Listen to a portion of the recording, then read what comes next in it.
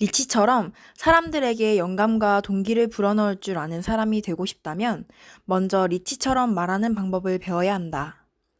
청중들을 앞에 놓고 효과적으로 말할 줄 아는 능력은 당신의 인생을 변화시킬 수도 있다.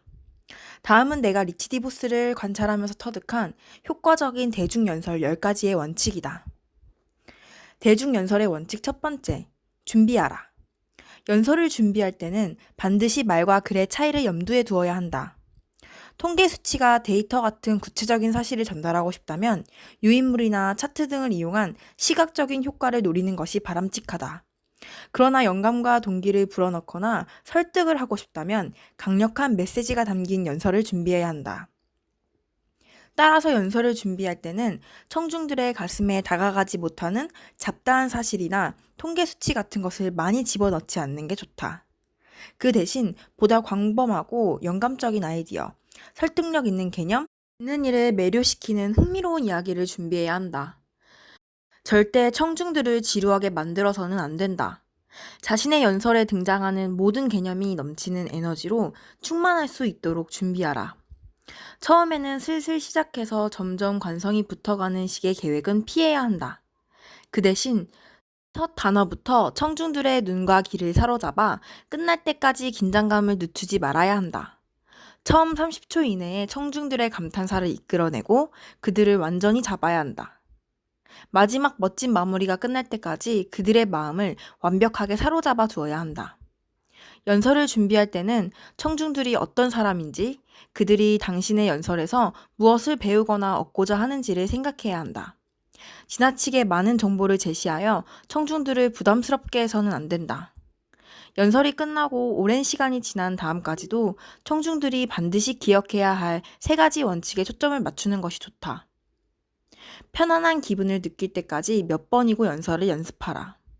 당일이 되면 조금 일찍 강연장에 도착해서 강연장을 둘러본 다음 객석에 앉아서 청중의 관점으로 실내의 분위기를 느껴보라. 연단으로 올라가기 전에는 몇 분 동안 자신의 생각을 정리하고 준비한 메모를 다시 한번 읽어본 다음 가능한 깊은 목소리를 낼 수 있도록 연습하라. 목소리가 깊으면 깊을수록 신뢰도가 높아진다. 긍정적이고 자신감 있는 생각에 집중하라. 연습을 할 때는 연설 시간을 계산해 봐야 한다. 시간 맞춰 시작하고 시간 맞춰 끝낼 수 있는지를 확인하라. 필요 이상으로 시간을 끄는 것은 금물이다. 항상 청중들이 아쉬운 기분을 느낄 때 연단에서 내려와야 한다. 대중연설의 원칙 두 번째, 편안하게 대화하는 기분으로 연설하라. 절대 원고를 읽는 형태로 연설을 진행하면 안 된다. 마치 친구와 이야기를 나누는 것처럼 청중들과 자연스러운 대화의 시간을 갖는다고 생각하라. 자연스러운 느낌을 주면 줄수록 청중들은 그만큼 당신을 신뢰하고 당신을 좋아하게 될 것이다. 일일이 원고를 작성하지 말고 기억력을 보완하기 위해 핵심이나 상징 등을 간단하게 메모해 두는 것이 좋다. 개요만 적힌 메모는 괜찮지만 완전한 원고는 좋지 않다. 아메이에서 임원으로 일하다 퇴직한 밥 커스트크라는 사람은 이렇게 말했다. 나는 리치 디보스만큼이나 완벽하게 청중을 사로잡는 연설가를 본 적이 없다. 몇 년 전 그는 12개월 사이에 200건에 가까운 회의에서 연설을 했는데 그 각각은 다른 것과는 전혀 다른 독창적인 연설이었다. 그는 강연 원고를 쓰지 않는다. 그 대신 그는 대여섯 개의 핵심 단어가 적힌 종이 조각 한 장을 가지고 연설을 시작한다. 그의 연설 중에 유일하게 미리 적어놓은 부분이 있다면 그것은 그가 연설 중에 언급하고 싶은 사람들의 명단이다. 리치에게 다른 사람들의 이름을 정확하게 이야기하는 것이 아주 중요한 일이기 때문이다. 리치의 연설은 전혀 형식에 얽매이지 않고 자연스럽게 보이거나 들리기 때문에 웅변이라기보다는 대화에 가깝다. 청중들 앞에서 편안하고 느긋한 느낌을 주는 몇 가지 요령을 소개해본다. 무엇보다 자연스럽고 이야기하듯 연설하는 것이 중요하다. 두 손은 무화과 잎사귀 자세를 취하지 말고 자연스럽게 옆으로 늘어뜨리는 것이 좋다. 우선 본인 자신의 여유를 가져야 청중들도 마음이 편안해진다. 폴콤 박사는 테네시주 클리블랜드에 있는 리 대학의 총장이다. 그는 또한 리치 디보스와 함께 작업해 본 적이 있는 작가이기 때문에 리치 디보스를 잘 아는 사람이기도 하다. 연설가로서의 리치 디보스는 철저한 준비를 마다하지 않았지만 청중들은 그의 연설이 아주 자연스럽고 자신만을 위해 따로 준비된 것이라고 느꼈다. 리치는 즉흥 연설을 할 수 있을 만큼 여유와 자신감이 넘치는 사람이다. 연사가 청중 앞에서 여유롭고 자신감 있는 모습을 보이면 청중도 긴장을 풀고 그의 메시지를 즐기게 된다. 아메이의 임원 출신인 존 브라운도 거기에 동의한다. 리치 디보스는 청중을 사로잡는 마력을 가진 연설가이다. 청중들 앞에서 아주 자신 있고 안정된 모습을 보여주기 때문이다. 그의 연설 능력은 회사의 성공에 커다란 역할을 한다. 그는 사람들을 편안하게 만드는 놀라운 능력을 가지고 있다. 덕분에 청중들은 난생 처음으로 자신에게 숨겨진 특징과 능력을 발견하게 된다. 대중연설의 원칙 세 번째, 눈의 커뮤니케이션 습관을 길러라. 조급한 눈길로 청중을 훑어보지 말라. 연설을 하는 동안 실내의 다양한 청중들을 향해 2초에서 3초 정도 간격의 시선을 옮기는 것이 좋다. 사람들에게 당신이 자신을 향해 직접 이야기한다는 느낌을 주어야 한다. 그랜드 래피즈의 의사 올리버 우드하우스 그린 박사는 리치의 연설을 여러 차례 들어보았다고 한다. 리치 디보스의 언어 기술보다 더욱 인상적이었던 것이 있다면 그것은 그의 비언어 기술, 특히 눈의 커뮤니케이션이다. 리치는 수천 명의 청중을 앞에 놓고 이야기하면서도 청중들로 하여금 자기 혼자만의 그의 이야기를 듣고 있다는 느낌을 가질 수 있도록 시선을 교환한다. 그가 연설을 시작하면 그것은 연설이 아니라 마치 대화를 나누는 것처럼 보인다. 대중연설의 원칙 네 번째, 움직여라. 몸을 움직이면 관심이 집중된다. 움직임은 에너지와 열정을 표현하는 좋은 방법이다.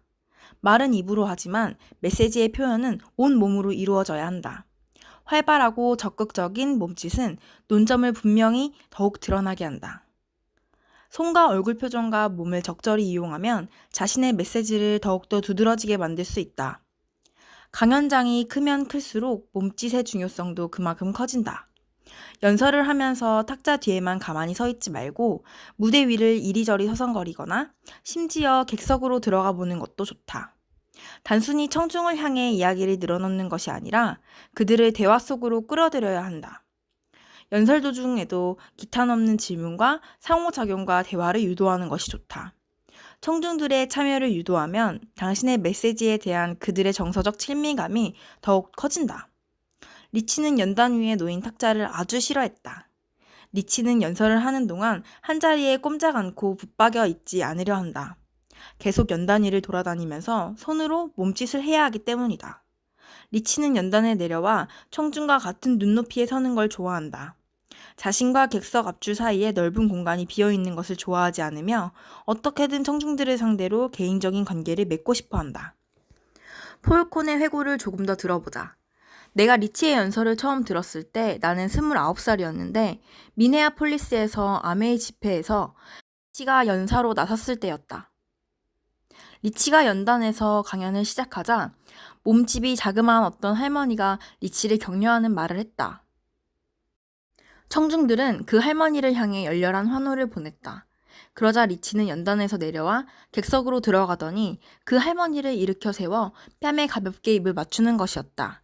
그리고는 그 연단으로 돌아오자 또 장내가 떠나갈 듯이 환호성이 터졌다.